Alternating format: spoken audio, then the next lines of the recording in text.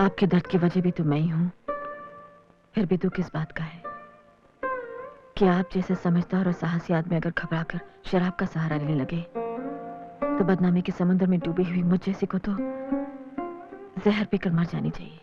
Madam, ये सच है कि आपके लिए कभी मेरे मन में प्यार की गहरी भावना थी, आपको पाने की चाहत थी, लेकिन वो सब तो तभी खत्म हो गई। इसलिए आप ये मत समझिएगा कि मैं इस शहर में पुराने रिश्तों की वजह से चली आई हूँ। मैं तो यहाँ एक कोरे कागज की तरह आई थी जिस पर आपकी बीवी ने बदनामी की स्याही उड़ेल कर मुझे कहीं का नहीं छोड़ा। मैं इस घर में वही दाग धोने के इरादे से आई थी, लेकिन इसके बदले अगर किसी मासूम से उसके माँ बाप छिन जाए, ये मुझे मंजूर नहीं। मैं समझा नहीं। मेरी वजह से ही पिंकी की माँ घर छोड़कर चली गई और अब बाप ने भी शराब का रास्ता पकड़कर बच्ची से दूर जाने का फैसला कर लिया है। लेकिन मैं ऐसा नहीं होने दूंगी। आपकी पत्नी से सच कबूल करवाने का इरादा छोड़ दूंगी। मैं यहाँ से चली जाऊंगी। एक आप हैं जो समाज की उड़ती हुई उंगलियों का निशाना बनने के बावजूद मेरी बेटी के लिए अपनी हार मानने के लिए तैयार हैं, उम्र भर एक झूठे कलंक के साथ जीने के लिए तैयार हैं। और दूसरी तरफ रूपा है जो अपनी बेटी की ममता को बुलाकर आपको रुसवाई की आग में जलने के लिए छोड़कर यहां से चली गई। नहीं मैडम, नहीं। जिसके लिए मेरे मन में इतनी इज्जत हो उसे तिल तिल करके मरता हुआ नहीं देख सकता। मैं आपको हुक्म तो नहीं दे सकता, इल्तिजा कर सकता हूं। आप तब तक इस घर से न जाएं जब तक रूपा आप पर लगाए शर्मनाक इल्जामों को वापस नहीं ले लेती।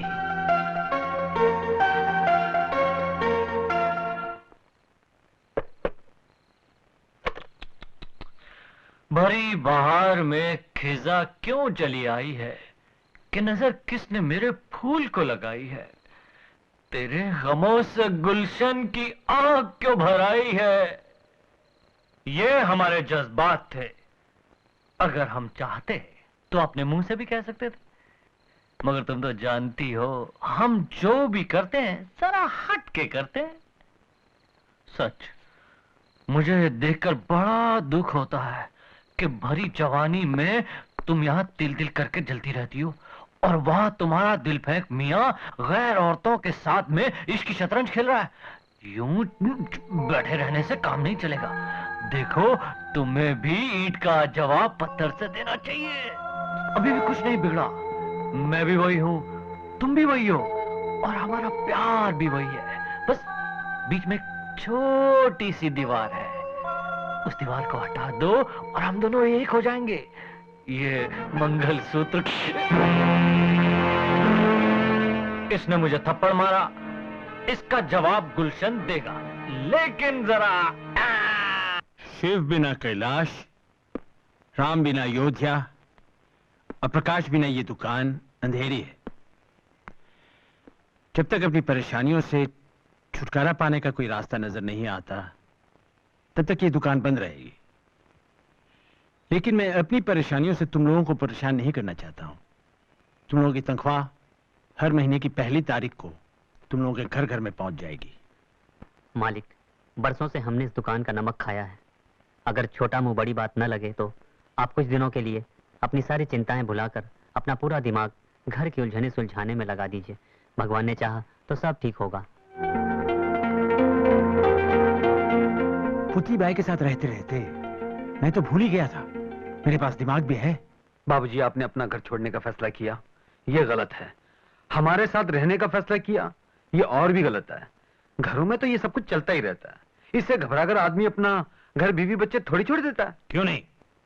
मेरा फैसला तो तभी बदलेगा जब पुतली बाई छाप धर्म पत्नी का दिमाग ठिकाने आए और वो अपनी लाडों को वापस भेज दे। क्यों? मेरी स्कीम बढ़िया है ना? नहीं बाबूजी, मुझे ये सब पसंद नहीं। पसंद तो मुझे भी नहीं, लेकिन वो कहते हैं ना, लोहा ही लोहे को काटता है। तो जाने दो। ये सब स्वादिष्ट मिठाइयां सामने रखी हो तो वो क्वीन की गोली को क्यों याद करें? शुरू करो, शुरू करो, हो जाए। रसगुल्ले, वाह।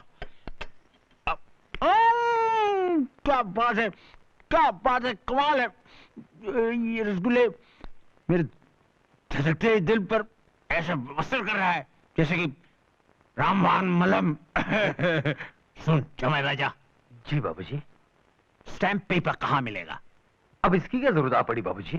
बेटी, तेरी सास ने आज 30 साल से गोबर जैसी बेस्वाद चीजें खिला खिलाकर मेरे स्वाद की अर्थी उठा दी थी। आज ये रसगुल्ले खाकर मेरी बेजान जीभ में फिर से जान पड़ गई। इसलिए आज मैं अपनी सारी दौलत उन हाथों के नाम लिख देना चाहता हूं जिन्होंने ये रसगुल्ले बनाए हैं। नाना जी, आंटी आपको इससे भी बढ़िया मिठाई बना के खिलाएंगी।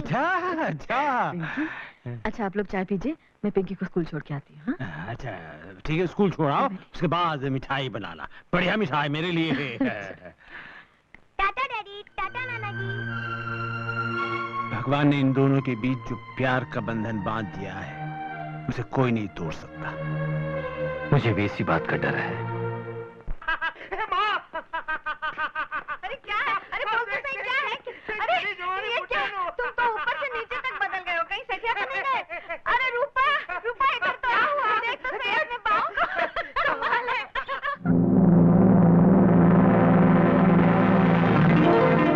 सिर्फ मेरे कपड़े ही नहीं बदले, मेरा दिल, मेरा दिमाग, सब कुछ बदल गया है। मुझे लगता है उस चुड़ैल ने जैसे खिला पिलाकर इनको बस में कर लिया है ना, वैसे ही बापू पर भी जादू फेर दिया है। क्या खिलाया था बापू? भांग के लड्डू।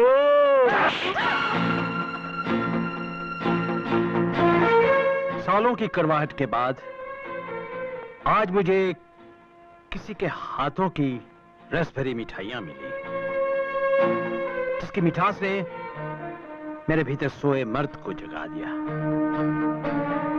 आज मैंने जाना कि वही हर स्वर्ग हो सकता है जिसका मर्द उसका स्वामी हो। क्या क्या क्या क्या? स्वर्ग, स्वामी?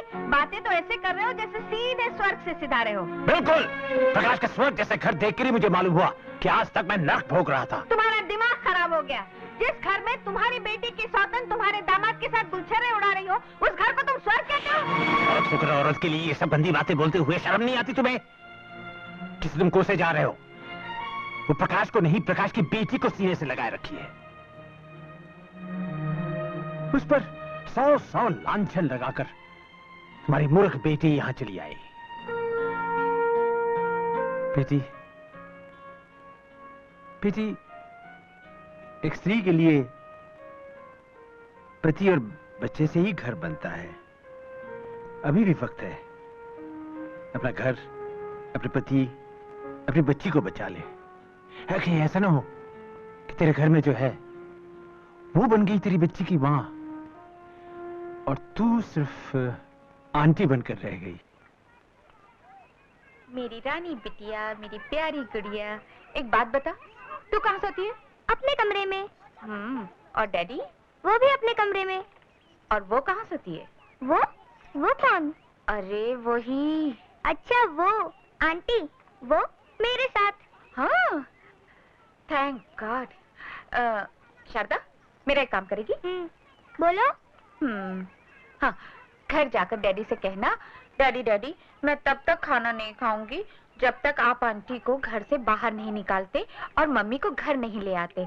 कहोगी ना? हाँ, अच्छा बता क्या कहेगी? मैं कहूंगी, डैडी डैडी मैं तब तक खाना नहीं खाऊंगी जब तक आप आंटी को घर से बाहर नहीं निकालेंगे और मम्मी को वापस घर नहीं लाएंगे। ऐसा मम्मी ने कहने को कहा है। अरे चुड़ैल डायर, जैसा बाप वैसी बेटी।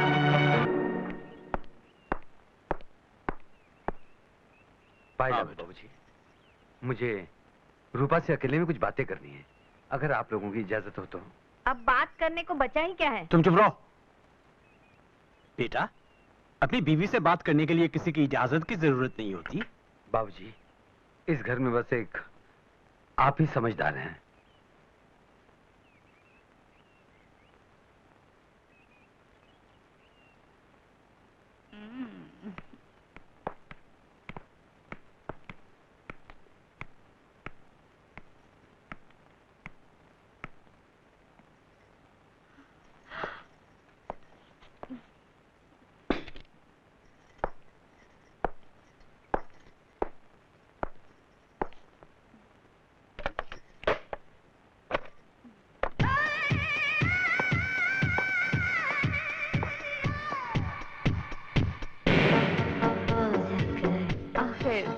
प्यासे को कुएं के पास आना ही पड़ा ना, है ना?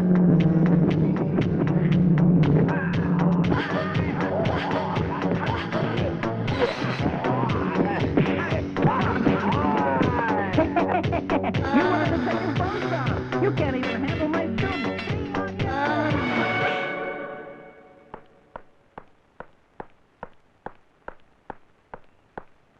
लगता है सब ठीक हो गया बेटा? जी हाँ। तो रूपा को तुम साथ ले जा रहे हो ना? अगर वो मेरे साथ अकेले चलने के लिए तैयार है तो। डरो मत, हमें से कोई उसके साथ नहीं जाएगा। मेरा ये मतलब नहीं था बाबूजी। फिर? मैं उनकी बात कर रहा था जो रूपा के हमेशा के साथी बन चुके हैं। मतलब? मतलब ये, रूपा का झूठा अभिमान, उसकी जिद, ईर्ष्या, द्वेष, बदले की भावना, अगर वो इनको हमेशा के लिए छोड़ने के लिए तैयार है, तभी मैं उसे अपने साथ ले जाने के लिए तैयार हूँ। देखिए जरा इधर देखिए, जरा देखो तो क्या हालत बनाई है मेरी बेटी की। अरे तू आदमी है या जानवर? तेरी फूल सी बच्ची को किस बेरहमी से मारा है तूने? भला कोई आदमी अपनी औरत को इस तरह मारता है, वो भी उसके माँ बाप के घर में?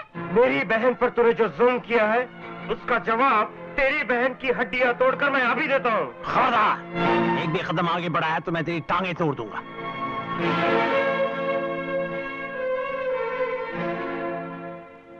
बेटे, सारा घर जब तुम्हारे खिलाफ हो चुका है, तब सिर्फ मैं ही तुम्हारे साथ था, तुम्हारी इज्जत करता था। मैं ये नहीं कहता कि मेरी बेटी ने कोई गलती नहीं की, लेकिन तुम्हारे जैसे समझदार आदमी का अपनी बीवी को बेदर्दी से मारना, यह गलत है। फिर तुम में और रूपा में फर्क ही क्या रहा?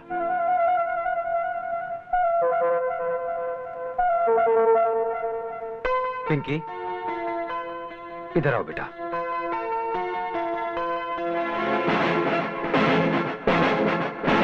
आपने कहा था कि मैं इंसान हूं या जानवर। ये देखिए, इस फूल सी बच्ची के घाव देखिए, और देखकर ये बताइए कि इसे मारने वाला इंसान है या जानवर। हाँ हाँ, मैंने इसे मारा। मैंने इसे 9 महीने पेट में रखा। क्या एक माँ को अपनी बेटी को मारने का भी अधिकार नहीं? 9 महीने पेट में रखने से कोई औरत मां नहीं बन जाती। क्या तुमने एक माँ की तरह कभी इसे अपना दूध पिलाया, कभी अपनी बाहों में झुलाया, कभी सीने से लगाकर प्यार किया? नहीं। जब तुमने माँ का कर्तव्य नहीं निभाया, तो तुम्हें माँ के लेने का कोई अधिकार नहीं। और हाँ, एक बात याद रखना, आज के बाद तुम पिंकी के साए को भी नहीं छू सकोगी।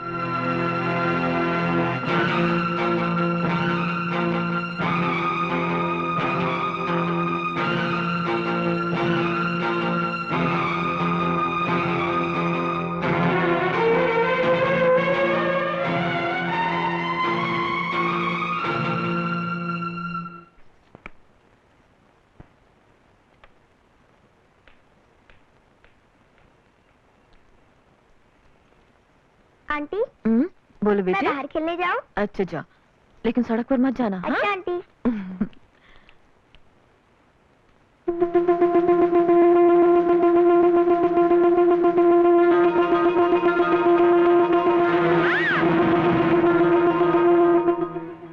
पिंकी, शारदा, शारदा।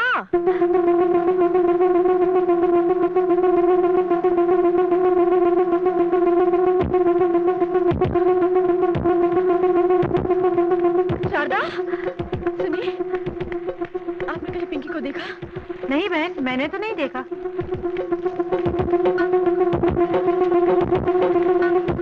सुनिए, पता नहीं पिंकी कहाँ चली गई। मैंने तो उसे इस तरफ नहीं देखा। यही तो थी। तो यही कहीं खेल रही होगी।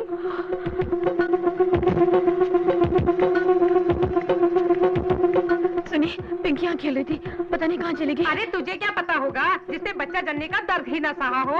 पराई औलाद तो पराई होती है। क्या बोल रही है बहन? क्या है बहन, तुम लोगों को कुछ काम है कि नहीं? जाओ ने अपना काम करो ने। चबर चबर चबर चबर आखा दिन करते रहता है। सुनिए, पिंकी नजर नहीं आ रही।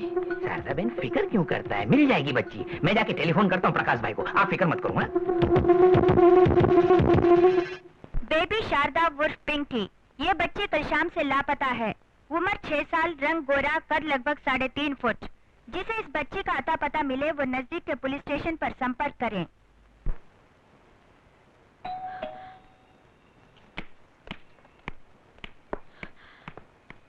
आप ही शारदा देवी हैं? जी, बच्चे का कुछ पता चला? हमें खबर मिली है कि बच्ची का खून हो गया है। क्या? ये नहीं हो सकता। हो चुका है, और उसी खून के इल्जाम में हम तुम्हें गिरफ्तार करने आए। ये आप क्या कह रहे हैं? मैं तो... जो कुछ कहना है पुलिस स्टेशन चल के कहिए। लेकिन इंस्पेक्टर साहब... मेरे साथ चलिए।